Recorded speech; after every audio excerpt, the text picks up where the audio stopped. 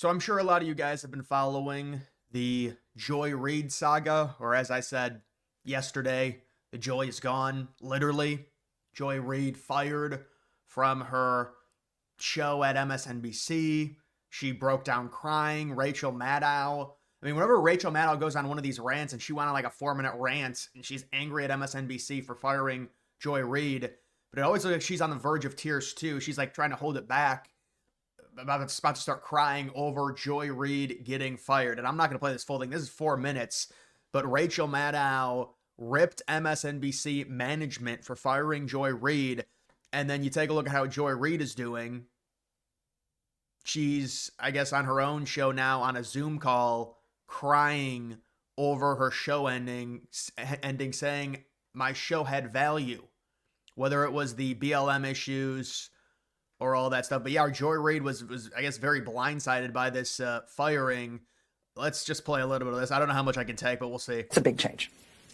An even bigger programming change is at 7 p.m. 7 p.m. Eastern, where Joy Reid's show, The Readout, ended tonight.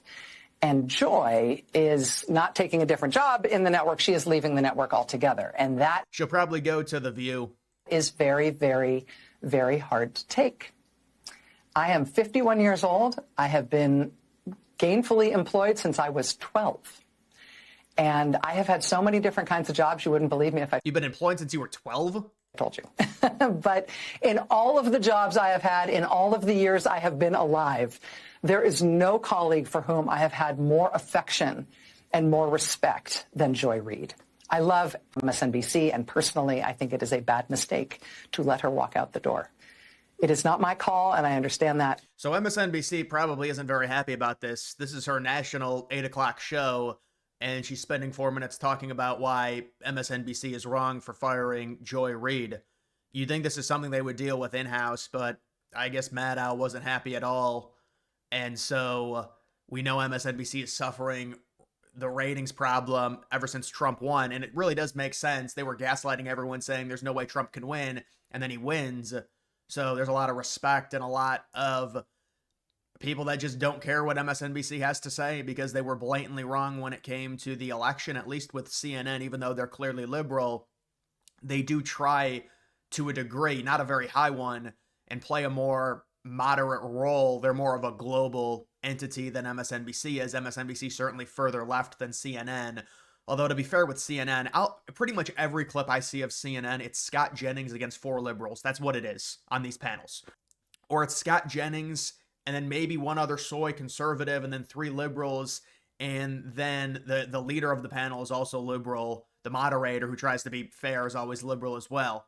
But yeah, Joy Reid is gone, and the joy is gone. And you can see you've got Joy Reid here. And that, I'm sorry. That what I was doing had value. And in the end, I'm sorry, I try not to cry on TV. And this is kind of like me on TV, so I apologize. And that it mattered. I see Karen is there, and she's been texting me as well. And so what I will just say is that in the end. Yeah, so she's not too happy. And then you've also got, this is pretty typical with what liberals think, and this is very dangerous. And listen, we hope nothing happens to Trump or Elon Musk, but unfortunately, these people have been so brainwashed by the media, they think it's justified. They think you're a hero if you assassinate Trump or Elon. And you've got this white woman, just modern day liberalism. This is the result you get. This is the exact result. Can someone please just take one for the team and do the thing?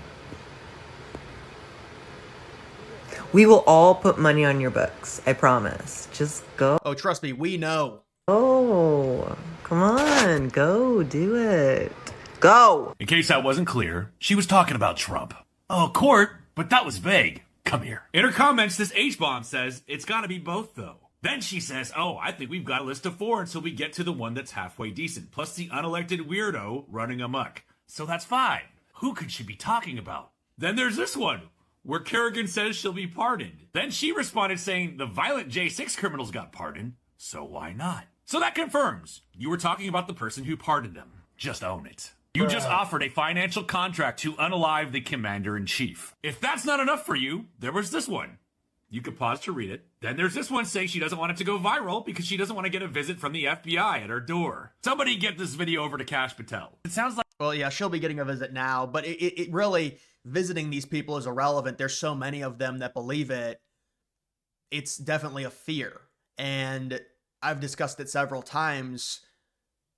They rationalize this behavior, like assassinating Trump or Elon. And you notice how it's all these white women like, tee-hee-hee-hee, we'll bail you out, I'll write you love letters, things like that.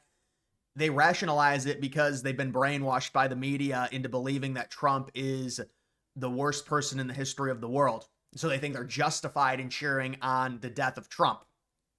It's a very reckless thinking, but that's basically what's happening in these people's minds. So, look, it is what it is. You've also got this lady, like, said she hadn't paid her taxes in 8 years, I mean, here's another one. There's hundreds of these white women here who are just like, somebody kill Elon Musk, I love everyone, but people that I don't like, oh, if the wrong person wins the election, just assassinate them, I love democracy. All right, I mean, they don't even realize the contradiction. But you've got that, and then you've got this. Just listen to this. There is a lot of waste, fraud, and abuse in the federal government, though. There is a lot of waste, fraud, and abuse in the federal government, though. I'm not going to say that there's a lot. I'm going to say that it does exist. I'm going to say that it exists. I don't think that there's a lot. I think. So why are we so in debt, then? We're in debt because we decide that we're going to reduce the income. No, that's not. We're in debt because we spend more money than we generate in revenue, mainly because of entitlement programs like Social Security, which is why Trump wants to reform it. But these people, and I knew this was going to happen with the Viewpoint, what Trump is doing is, if you're a liberal, there's no way to necessarily be against the idea of eliminating government waste. And whenever I listen to these liberals, like there was a good thing with Hakeem Jeffries. I don't even know if I'll play it because there's no substance to it. But it's like when these people talk about the bad stuff that Elon Musk and Donald Trump is doing, just like the whole thing where Musk sent out an email to ask federal employees to, it's like a third grade assignment. List for me what you've done this week. And then they're like, oh my God. Someone getting paid $120,000 a year has to say that what they've done?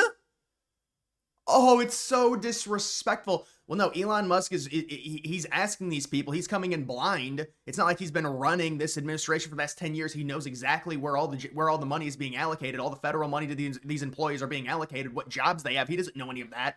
He's asking why. Like, so all of their criticism, it just seems like there's no substance to any of it, because the idea of eliminating government waste, and now this woman is trying to say, oh, there's really not a lot of government waste. There's not. And he's like, yeah, we're trillions of dollars in debt. We're the richest country in the world. What are you talking about? And I mean, she said something about, I'm not even sure. She didn't give the right answer on why we're in debt. She couldn't even do that.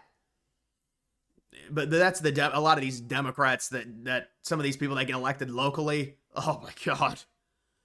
There's a lot of Democrats, because this is what modern day liberalism is, that just blatantly do not like the United States and do not like our culture, do not like our history. They don't like anything. And that's what, when you see the cultural irreputable changes within the United States, like we're seeing in Europe, we're only delayed a little bit from where Europe's at, because Europe's more liberal than we are, but we're headed down that path for sure. And there's going to have to be a much bigger change than even just Trump. We know that in the future. But look, when it comes to something like this, I mean, this is their viewpoint. They're saying, oh, there's not, you know what? Because again, eliminating government waste, that's the whole thing. It's like, I've talked to some independent people and I'm like, wait, what is the criticism? And they say stuff about, oh, you can't do this. It's bad. Oh, Elon Musk is the only person to ever do this. Well, yeah, we're trying to eliminate the government waste. The government keeps getting bigger and bigger and bigger and bigger and bigger because the people that get elected elect each other. And it's a never ending loop.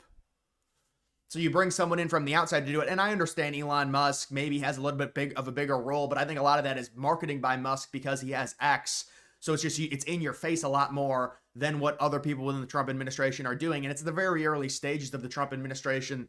We're going to get a lot of other stuff involving other departments. We're going to hear a lot from RFK Jr., Tulsi, Cash Patel. and others, Hegseth. So listen, with stuff like this, their argument is, oh, there's not, I mean, wait, what did she even say about this? I don't think that there's a lot. I think. So why are we so in debt then? We're in debt because we decide that we're going to reduce the income. There's what? I mean, this is what you can expect with these people. How about this? USAID sending George Soros $260 million. If this is serious, I mean, what? Taxpayer money? I think it goes to Soros programs. It's mind-boggling. But then no, they think that we should keep doing that, and USAID is a good thing, and I guess they're not really defending it. Remember, they came out in defense of USAID as well. They said it was necessary and that we were utilizing soft power. No, that's not what soft power is. Giving George Soros $260 million is not soft power. Soft power is what the Chinese do, where they go in and they develop infrastructure in Africa and then use that to mine and take the natural resources.